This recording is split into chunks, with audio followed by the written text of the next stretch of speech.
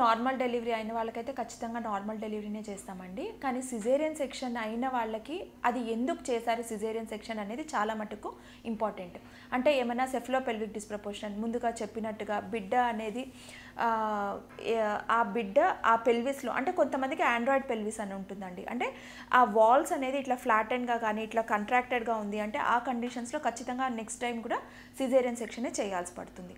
ఇంకొంతమందికి ఏదైనా placenta previa కానీ, లేదా కొంతమంది ఇమీడియట్గా కన్సీవ్ అవుతారు, ఒక 3 నెలలకే కన్సీవ్ అయిపోతారు, 4 నెలలకే కన్సీవ్ అయితే అప్పుడు ఏమవుతుంది అంటే మనము ఆపరేషన్ చేసి లోపల చేసిన సైట్ అనేది హీల్ అయ్యేదానికి అట్లీస్ట్ మనకి 18 మంత్స్ అంటే 1.5 year వరకు టైం పడుతుంది. సో ఆ గ్యాప్ ఉండి అడిక్వేట్ గ్యాప్ ఉంది అంటే మాత్రం నార్మల్ డెలివరీ కూడా ట్రై చేయొచ్చు, కానీ ఎక్కువ శాతం సిజేరియన్ సెక్షనే అయ్యేదానికి ఛాన్సెస్ ఎక్కువ ఉంటుంది ఆ కండిషన్స్లో కూడా. సో కొంతమందికి ఎక్కువ గ్యాప్ ఉంటుంది, ఒక 7 years 8 years వాళ్ళకైతే స్పాంటేనియస్గా నొప్పులు కానీ పడినాయి అంటే వాళ్ళకి నార్మల్ డెలివరీ ట్రై చేసేదానికి ఛాన్సెస్ ఉంటుంది.